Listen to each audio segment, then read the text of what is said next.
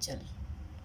हम प्रभात की नई किरण, हम दिन के आलोक नवल, हम नवीन भारत के सैनिक, धीर वीर गंभीर अचल।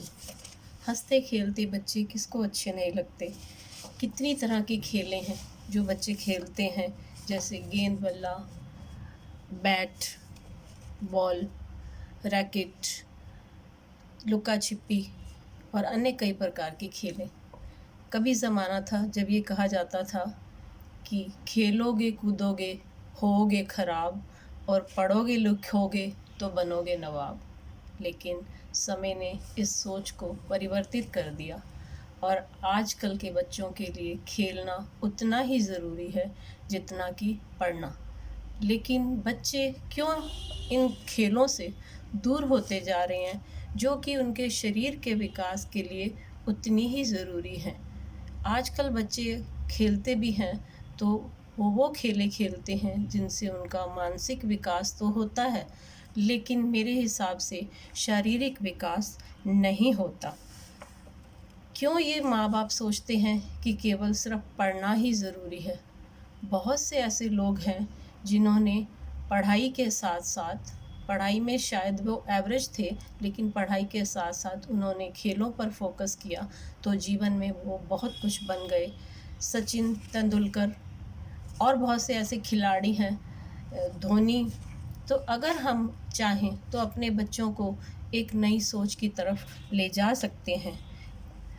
और खेलों का फ़ायदा यह भी है कि जब इंसान थक जाता है और वो कुछ भी और नई चीज़ में अपना मन लगाता है तो फिर से तरोताज़ा हो जाता है, क्योंकि खेलें उसकी दिन भर की सारी चिंताओं को ख़त्म कर देती हैं।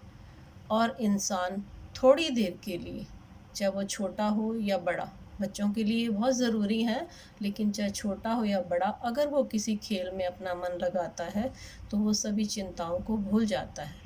और ये हमारे बच्चे हमारा आने वाला भविष्य हैं, जो मानसिक और शारीरिक रूप से स्वस्थ होने चाहिए, क्योंकि ये बच्चे जो हैं, अगर इनके शरीर का विकास पूर्ण ना हो, अगर ये खेलों की तरफ ध्यान ना दें, तो आजकल की युवा पीढ़ी आप देख ही रहे हैं कि वो किस तरफ जा रही है।